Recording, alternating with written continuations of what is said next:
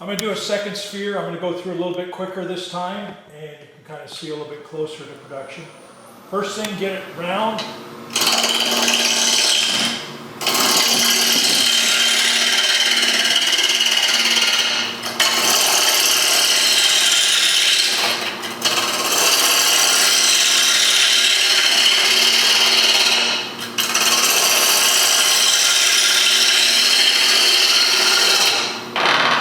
This is a piece of madrone, and this piece happened to really warp quite a bit during the drawing process.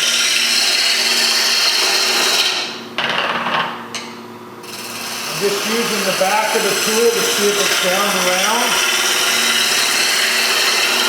A little bit safer than using your hand, although it's getting pretty close now.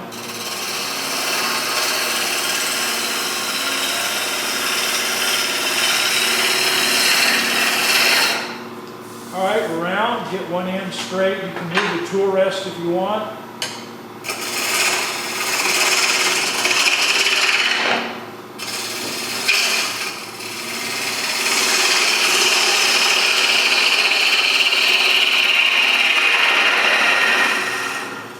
If you're not comfortable using a gouge for that cut, you can just use a parting tool and go straight in, because that's never going to be on the finished part of the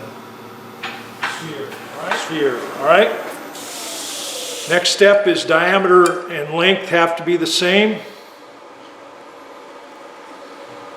Okay, there's my diameter. I just simply turn the lathe on,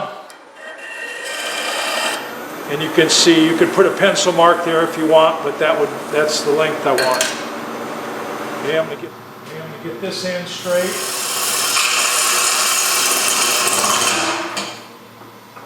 Too aggressive. I'm using a stem center over here, so if I get a catch,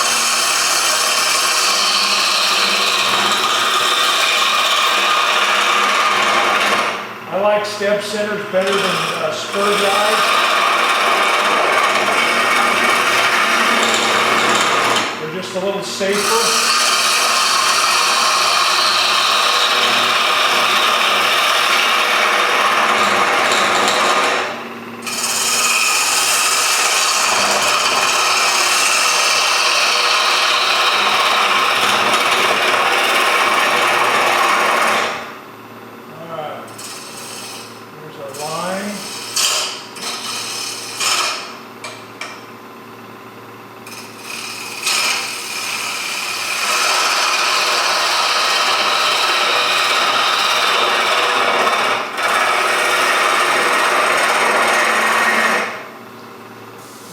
Take one clean cut across here. Okay. Both ends are square. Diameter equals the length. Mark the center. And again, we're just under 4 inches, which is just a really nice, comfortable size sphere for your hand. There's our center line.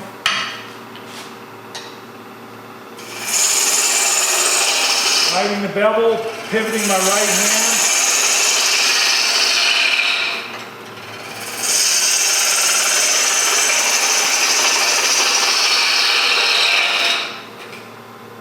And again, don't take off too much wood at this step or you end up reducing the diameter of your sphere.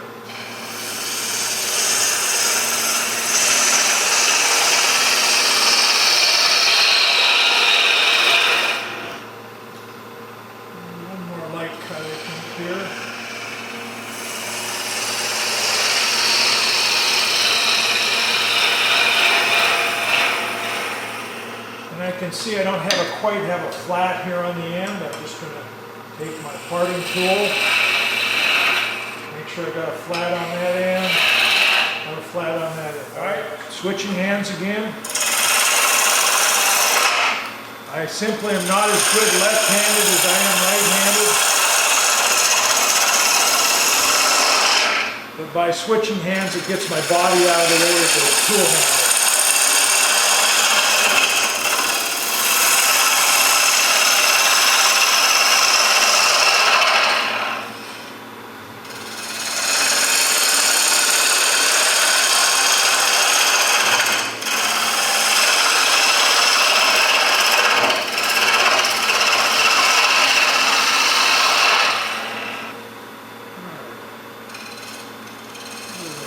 cut here.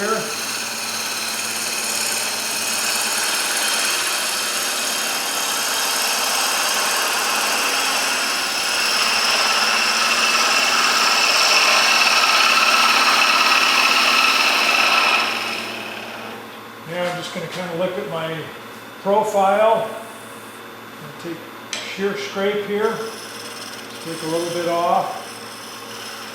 You don't want to flat up here around the line because it won't fit good in the cup chuck, but you don't want to touch the line. So take a little bit more off down here.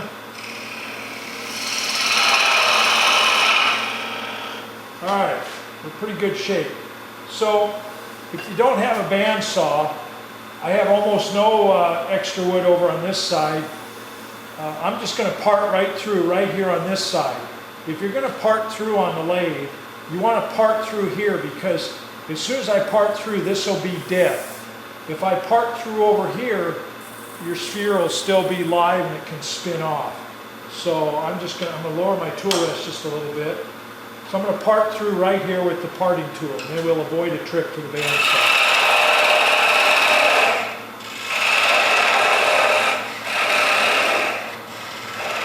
And be careful you don't part too close to the sphere because you can tear grain out. All right, and I'm pretty close now. So you can see as soon as it parted through, the sphere became dead. We have a little bit of a drying crack here. If we wanted to, we could fill that. There's our first axis, there's our pencil line. The rule is put the pencil parallel to the bed and just kind of, now both surfaces are pretty round. It should go pretty close. The tool rest here. Again, the distance doesn't matter, they just have to be the same. 6 and 7.5. So I got to come this way a little bit. So there's about 6.5. That should be about right. It's almost a little bit too much. Okay. And I can live with that for now. Okay, we have just under 7, just over 7.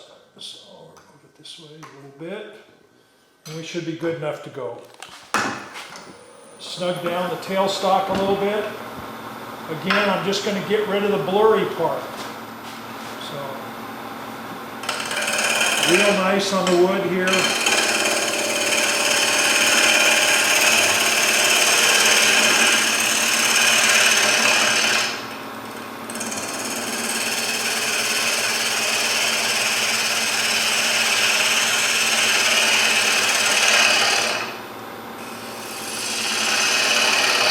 What you can't see is I'm looking straight down on the white, and I can see that I'm not quite round here.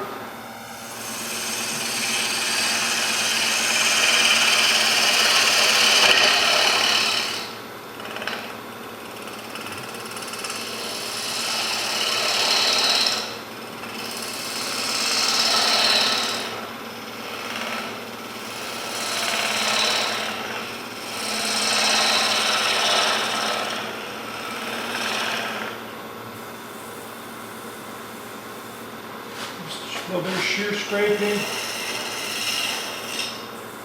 and I'm just for camera angle, I'm going to switch hands this way.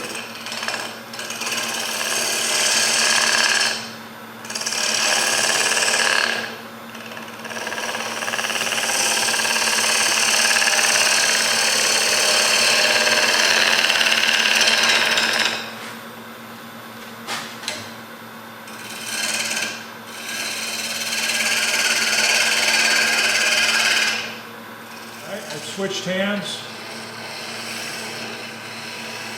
Have just a little bit better control this way.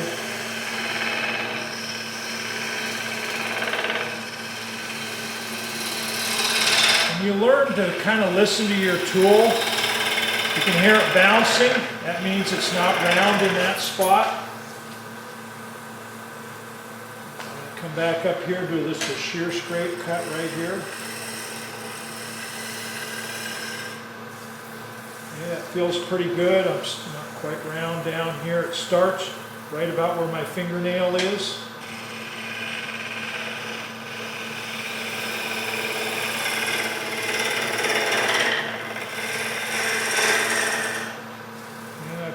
mask off a little bit too much.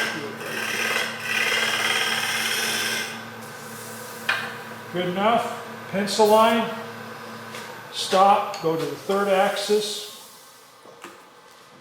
Okay, here's our first line. Here's our second line. Both lines parallel to the bed.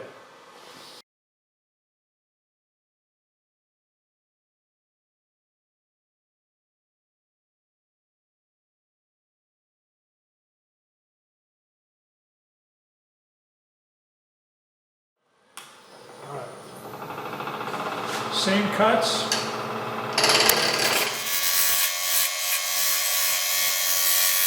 And if you screw up, if you make a mistake on this step, you just go to the next axis. All right, we're going to call that good. So that's the steps that you go to make a sphere. This is pretty rough, but there's your steps on making a sphere. I'm going to show you how to use a jam chuck now. This is one of my traveling jam chucks where I've got a plunger. You're going to see why I need to have this plunger in here. In my shop when I'm turning, I normally just drill a hole in here and use an air gun, because once you get the sphere stuck in the jam chuck, you can't get it out. And so I learned this from Alan Batty, wonderful guy. So here's my jam chuck right here. These two angles need to be about 2% angled in. And you don't want to hold it on center. Here's center of your sphere. You actually want to hold it at about 40%, just shy of center. And you'll see when I get over to the lathe how strong this hold is, but it's quite strong. And the plunger is just so I can knock it back out when I get it out of the jam chuck. The jam chuck is made out of wet wood, or now it's dry. Grain running this way, and I generally use maple because we got 10 million trees of maple in this country. All right, so here's a whole box of jam chucks that I have for different size spheres or grabbing different materials. Here's a jam chuck where I've had to drill out because I had a long spindle piece I need to put into it, and I just have a box of them in whatever size I need for the jam chuck. And gradually I use them up, and then this firewood started out as firewood and ends up as firewood. Here you can see where I've got a hole in it. In this case I've also drilled it here, but this is for blowing it out with an air gun. So I'm just going to make the diameter of this jam chuck a little bit bigger. The critical thing is you want to make sure all the wood down here is out of the way. You don't want it touching down here. You only want it touching up here on the rim.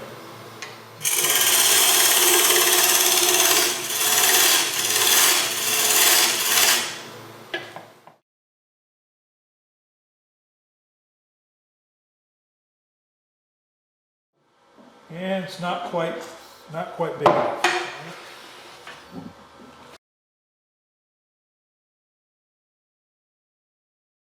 Okay. Now I am going to stick my plunger in there. Oh, it's not. Got to make the hole bigger for the plunger. So you could use a vacuum chuck here if you wanted. That costs you a bunch of money. This doesn't cost you anything.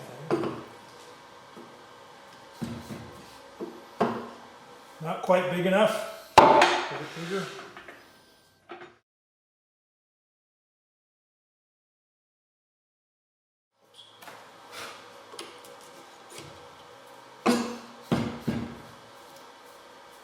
All right, it's at about 40%. It's not at center, but it's still not tight enough. It's not quite big enough.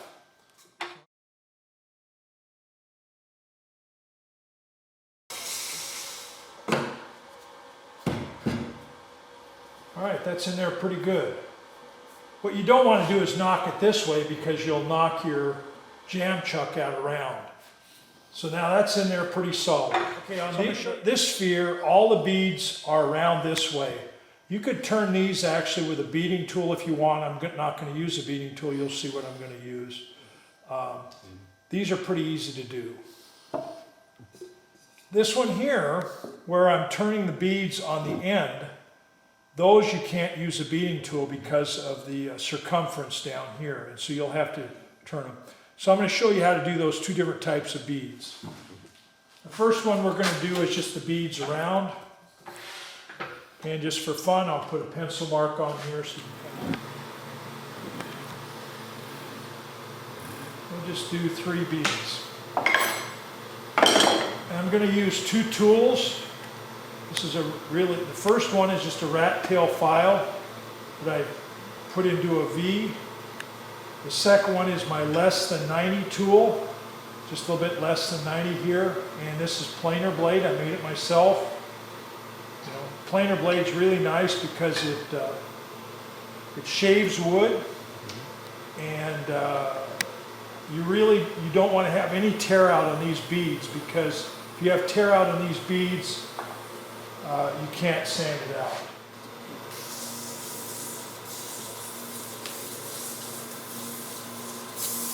And you can sand to your heart's content. That's as far as we're going to go.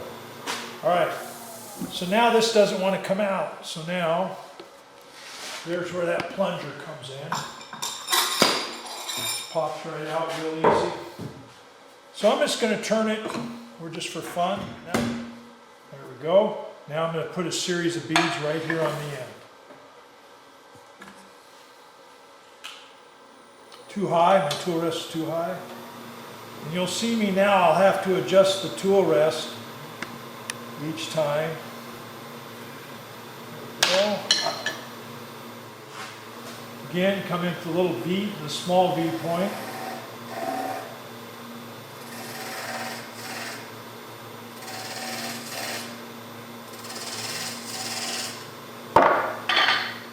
Drop the tool rest now so that my other tool's cutting about center. You're cutting it about center here.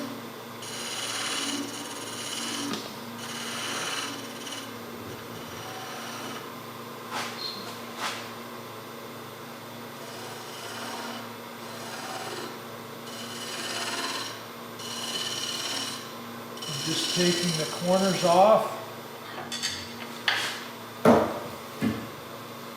Raise it back up, come in with the little V tool, a bit deeper. I normally have to do it 2, maybe 3 times sometimes. And if you're going to do this kind of work, you really want to do it on burl if you can, because it's really hard to cut these beads into end grain.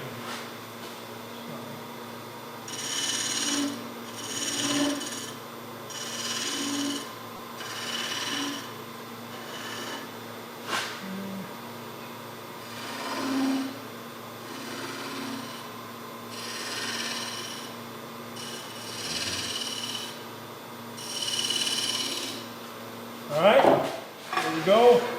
Just a touch of sandpaper, 220.